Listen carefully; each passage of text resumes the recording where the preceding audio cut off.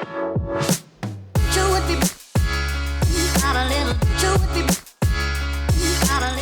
right, we are live on Firmware Update. This is a special episode brought to you by our friends at Vizrt. But before we start talking about them, let's chat about who's in the room with us. Over at the mixing console, we've got the famous Jordan Friday, King Friday himself. How's it going, everybody? Coming in live from Colorado, Mr. Silas Pappas, and out of Florida, we've got our resident Vizrt expert, Alex Udell. Alex, thanks for being here today. Glad to be here. All right, so we got a fun convo today. Really what we're here to talk about is to kind of position all the new Vizrt products that have been dropped in the last couple of days, talk a little about where they fit, how we're going to be utilizing them, some of the new features in them. So let's get the conversation started. I believe, why don't we start with sort of the low-hanging fruit, the Mini S, right? Sort of the entry-level position that Viz is putting out there for, and this is, we can't say this is a first because this is really their birthplace, right? Which is to build your own system. But this is a first in a long time. So the Mini S is software only. So you download the software, you install it on a machine, and you have yourself a TriCaster Mini. What do we know about it so far? What should we know about this so far? Anyone? Subscription. Which is Fair enough. I So think blast. One of my favorite things about it is the whole pricing idea to it. I love the whole software element of it as well, because I like to build my own computers and that kind of thing, put stuff where I want it. But I think the whole subscription is just really interesting, and it's kind of a new way to look at it, and kind of makes it a little more flexible. You know, if you want to get into the game, you can pay it off over time. So I like it. I think one aspect of this that may not immediately be apparent is the fact that because it is downloadable, really gives people the ability to do something that they haven't been able to do before, which is really try before you buy, right? I think for a long time, people have seen the TriCaster user interface, but they haven't really been able to interact with it. So even if they could get access to training materials or they're looking at clips on YouTube, it's just as to how the thing works, before they make the investment, you really couldn't put your hands on stuff. So now you can really see whether you're going to be comfortable with the workflow and operation, prior to pulling the trigger, which I think is really great. I mean, that does bring up some really good points from a channel perspective. If we, every other product, because they are software only, when we look at like OBS and the other players in this space, are you can download a trial. And, I remember a time when we had like 6 or 7 TriCaster Minis that were floating around the country so that people could demo and test and do all that. This to me which means we can get a customer testing this so much faster, and get the opportunity for them to determine if it's the right product for them so much quicker than we could if we had to wait for a piece of hardware to arrive. Yeah, I think it will effectively seed the market not only for this opportunity, but also, right, it'll allow customers to differentiate it from other products. So if they're trying to make a decision between TriCaster or other suites, there's nothing that's going to sort of slow them down from making that evaluation. And it may potentially say, like, I like what I'm seeing here in terms of workflow, but I do need to have more than 8 inputs. Like, I like what I'm seeing here, but I want the bigger boy, right? So I think it's really a win-win, all the way around. And if nothing else, at least to test some NDI workflows to figure out the MEs. There's so much you can achieve by pulling this down and running it local for a few hours or days or whatever the trial runs. Yeah. And it used to be the fact, too, that I think that you would actually not be able to just say, oh, it would be cool if we threw a TriCaster in this. That used to be like, for most people, that was completely cost prohibitive. You can't just say, yeah, throw a TriCaster here, throw a TriCaster there, in spaces that aren't just like your main control room. But now, because of, the price of the Mini S being so competitive with other solutions out there, you'd be able to say that it's like, hey, we might be able to have a little bit more leeway and say this, like, hey, if there's another space that might need its own TriCaster, that's not out of the realm of possibility anymore like it used to be. So yeah, it could be a situation. I mean, I don't know this definitively, but it could be a situation where, even in educational institutions, they have the real TriCaster that's actively being used in production, but it's the kind of thing where, at least from a try standpoint, is people, students could have access to it on their own machines at home temporarily, so they could be, doing homework, or even at their desks. Everybody could have, technically at least temporary access to a TriCaster to follow along with what the instructor is doing. So the capability of disseminating training just goes way up. That's such a brilliant idea because, I mean, one of the issues always is going into education is you only get one box, right? And you have to take turns and rotate, a bunch of NDI cameras, a bunch of NDI sources on a proper network switch. You could have 10 TriCasters running on laptops or inexpensive desktops so that every kid gets a chance to be a TD. Every kid can cut their own show, can craft their own piece of media with the available sources, and they're all learning together. They're all kind of, I'd love to see the preview parties afterwards. Oh, let me show you how I did it, right? And kind of got there. So I think that's, phenomenal for a school to think about kind of, and I guess it's something we're going to have to talk to New Tech about, like site licenses, right? I mean, there's going to have to be some really interesting ideas around the, education licenses or copies of this as time goes on, so we can build environments like that for schools that are going to be teaching, live streaming for a living. So. Yeah, Nick, we'll also have to talk to Vizrt about it as well. Just giving you, just ribbing you a little bit. Good idea. I didn't use the V word this time. Fair enough. Perfect. At least I got it right. My gosh. All right, so there's a side joke on that. You all have to watch the blooper reel because we would get canceled if we didn't. All right. So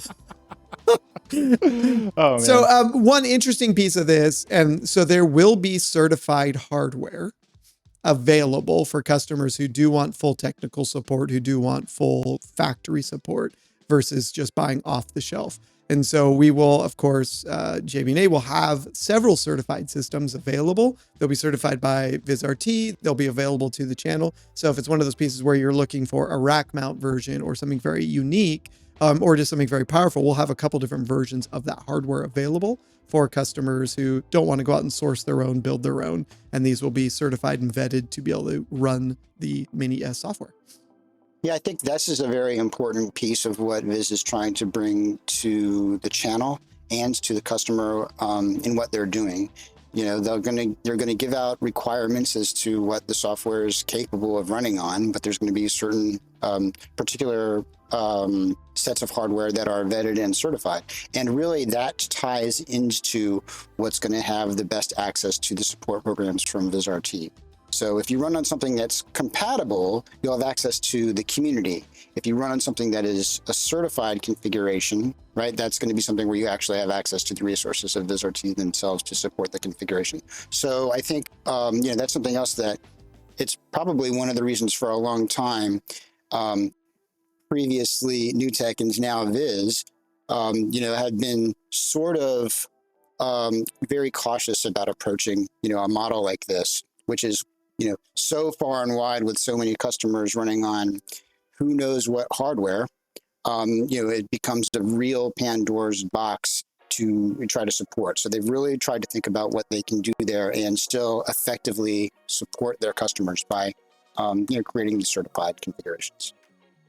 So let's run this box by the number or this software. So it's 8 live NDI inputs, 2 DDR players, 4 MEs, and vertical sessions. And I thought, that's actually, a growing category, vertical video for, your Instas and your other platforms that are where we're watching things on our phones upright rather than portrait.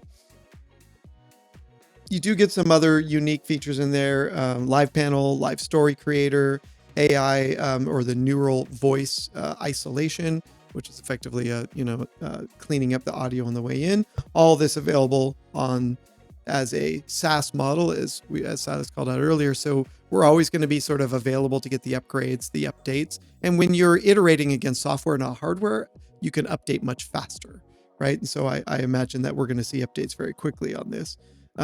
So very cool that you're getting all of that, kind of in one box. There was one thing that, and I'd love to roll the video on this as we go. A new feature in the Mini S that's also in Vision that we can talk about is the new I/O panel, the new sort of way to configure all of your inputs in one place rather than the others. So we'll roll that in a minute. So, I mean, to me, that's one of the new features I really appreciate and I like about where the software is headed, because it does make this whole box easier to configure. Also doing that for the record sides too, so it's not output and every individual input. I think they're doing it where they're centralizing the record. And so everybody knows technically on this, I think they're, this software suite, excuse me, I have to adjust my own language there, It basically parallels what's available in the Mini 4K configuration, right? That's really what we're talking about in terms of capability of this version of the TriCaster. And then my assumptions are you can also add a panel to this, right? But I don't know that maybe this is the customer, because the panel is going to be far more expensive than the software. So I don't know if this is necessarily the customer for it, but you could add a panel. Well, they do have the Stream Deck integration, so there's no reason why they couldn't. On the other side there. Yeah, and there is. Did you all see the new Stream Decks that got released? Yeah, Yep. that was amazing. The rack mount version, the big giant. Yeah, so it's amazing new Stream Decks coming out. Viz had a Stream Deck at Tab, controlling FlowX, so and launching different things for FlowX. So yeah, they are fully adopted into that market segment if you need it. But who doesn't want a beautiful, two-stripe? Yeah, I think this is the first product that Elgato has made that is a full broadcast product. That's not just kind of creator focused. It really seems like it's for the actual broadcaster, where a lot of the other things you could use in the broadcast space, but it really was designed for a streamer or something. This is just cool to see that they're acknowledging that broadcasters are using their products. So. Good times, guys. Well, so let's shift over to Vision for a minute, and we'll talk about that, what's available in Vision. And again, for the dealers out there, Vision is going to be a TC2 replacement.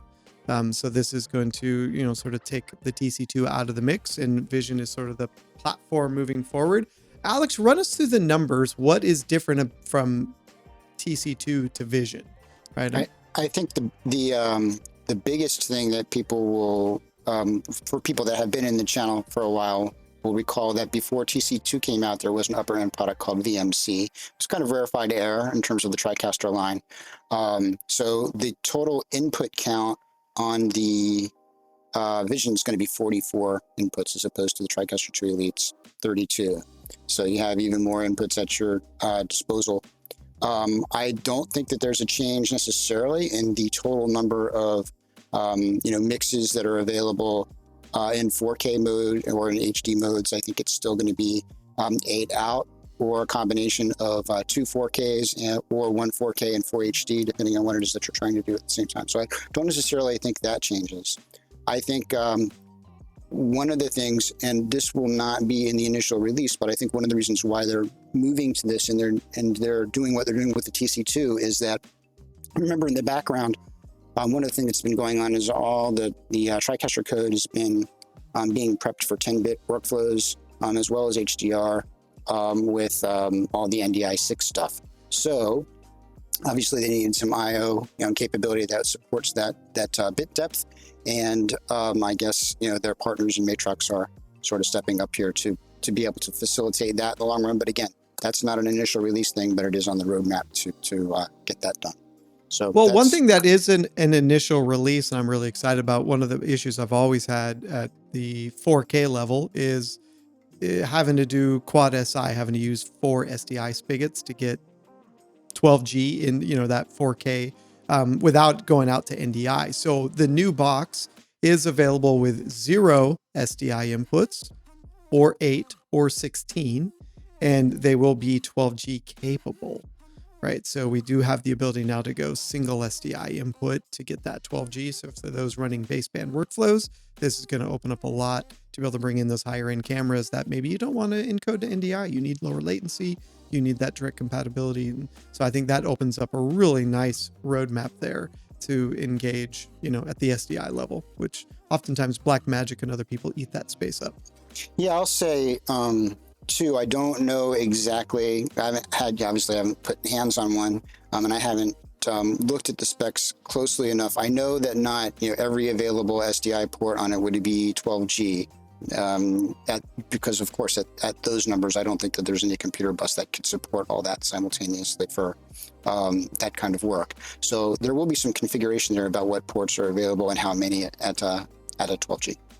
Well, if you look at the Matrox cards, and they are, as Jordan said earlier, they're OEMing a Matrox card in here and not just building it their own. There is some limitations. Most of those cards are for 12G, for 3G, and then so those are they're split that way. So even then, having the ability to have 4 or 8 12G SDI inputs now and not have to go all through NDI, I'll take it.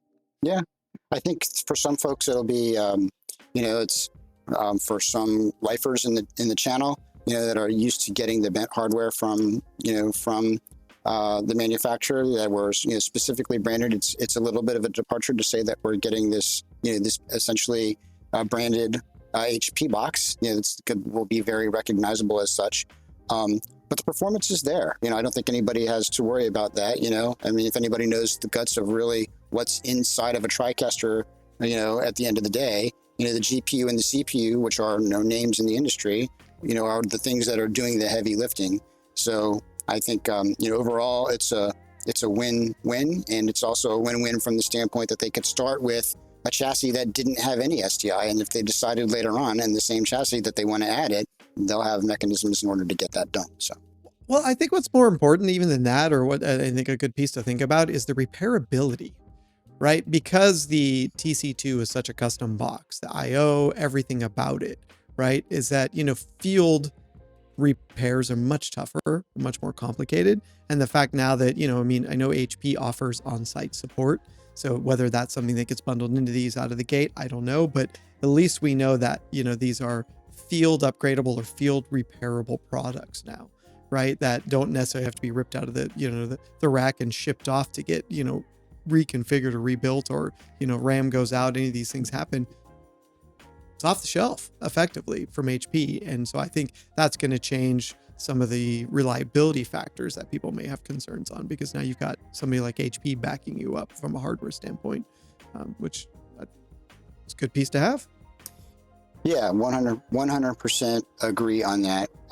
Brings up a point that I forgot to mention just briefly on the Mini S discussion.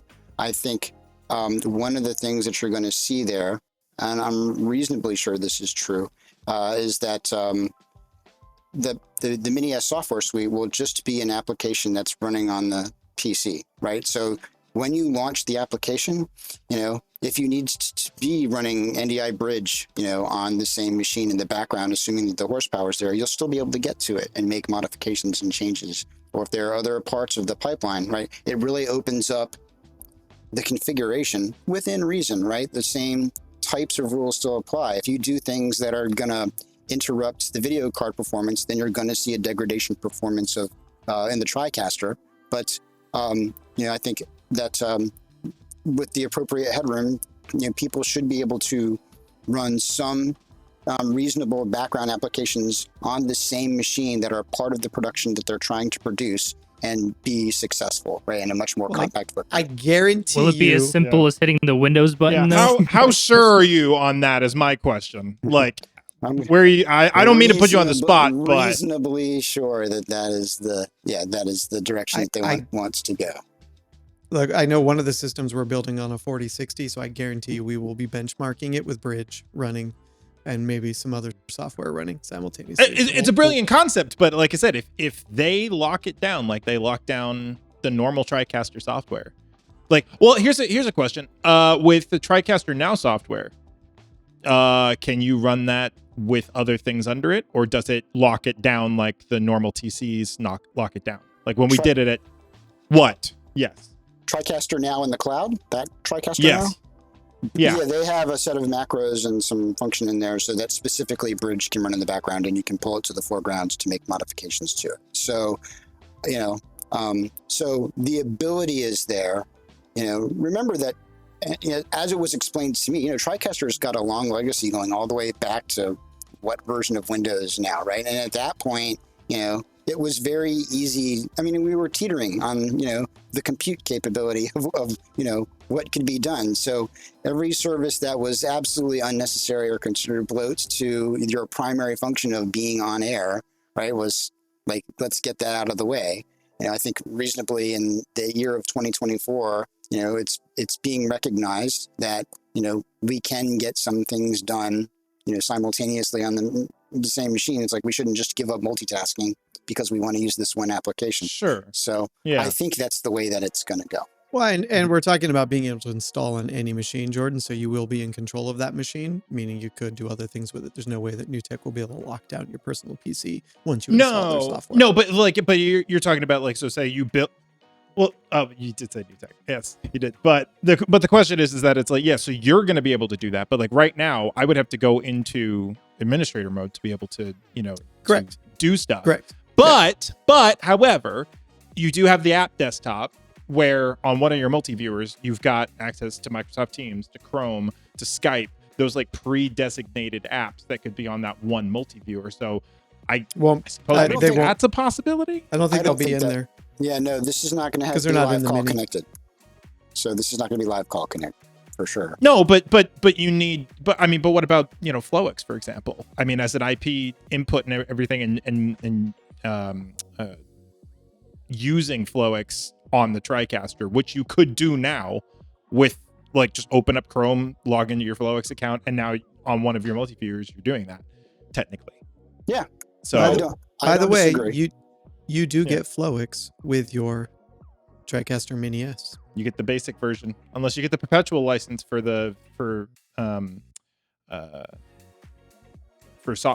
think it's the Mini S that has the perpetual license. I'm pretty sure. No. If you have the Mini S is always subscription. Sorry. So Vision. So let me step back. So Vision, you get the full version of Flowix for 3 years if you buy the perpetual license to Vision. Yeah. Which is cool. It's amazing. But then just to give everybody Flowix is cool. All right, so last beast that we should probably chime in on, and there's still a lot of data unavailable on this. We've only seen it in the wild once. The Vision does not have any audio I/O. And as we all know, the NDI audio world is ever growing and ever expanding with companies like Llama and others coming to the table. Well, NewTek is also releasing a 1RU box with 8 XLR TRS combo inputs and 4 XLR outputs, and that is 100% NDI driven. So there's a Ethernet port connecting it into the workflow. It's very nice. If you look at the front panel, it's got some selector switches, so you can plug in a pair of headphones off the front panel and monitor audio. You get some view monitors on the front as well, but it does bridge the gap of audio workflow and where audio comes in and out of this, which is nice because it's no longer constrained to the TriCaster. It's now available as a resource on the network, so it could be used by more than one system if needed, being that it's now an external box. So just a word to the wise to the integrators out there that are looking, at the Vision, because this happens to me multiple times over the years, is particularly transitioning broadcasters that were using, for example, the TriCaster 8000 and moving to the TC2 because it's an 8 SDI in and an 8 SDI out matching. So it seemed like it was the logical thing to drop in, and it was. But the other part was that some of those broadcasters were making heavy-duty use of all the available XLR connectors, both the analog and the AES that was on the 8000. So when the TC2 showed up and the audio backplane didn't match, it was always kind of a mad scramble. So just be aware, right, where the audio is changing again. We're looking at dealing with embedded through the Matrox card or through the audio device that Nick was just talking about. And USB will, I'm sure, continue to be supported on it. So there are a number of ways that you can get audio into and out of the device, but just to be prepared, like have that conversation early, because it's if you're planning to do things the way that you've done them, this is different. So just be aware of that. Love it. All right, so we've got the Mini S, a software-only version with capable and certified hardware being made available. We've got Vision. We've got the new audio bridge. All of these available as a SaaS model or perpetual, except for the Mini S, which is all SaaS. So lots happening from the Vizrt camp. There are a bunch of other features in there. Both of them have some AI capability for gaze correction, for audio sweetening. So there's all kinds of fun stuff. And I'm told there will be other AI functions coming as well. If you look at the website, it doesn't talk, it says multiple features. So I think there's some excitement to look at sort of how Vizrt is going to be engaging the AI world and embedding that into the world of production. Very exciting stuff. Of course, as always, if you have questions, reach out to your JB&A team right away. Get yourself on the list. Products will be shipping here shortly. We will have certified systems available starting at NAB New York, so we'll be showing them off there. They'll come in various sizes, shapes, and flavors. So for more information, reach out to the JB&A team, reach out to anybody here on the pod. We're happy to help and point you in the right direction for how to upgrade your TriCaster or just jump in new. It's been another episode of Firmware Update. If you have questions, you know where to get to us. Chime in, hit the like button, subscribe. Always stay in touch with us because we have more details to share in the coming weeks. See you on the next episode.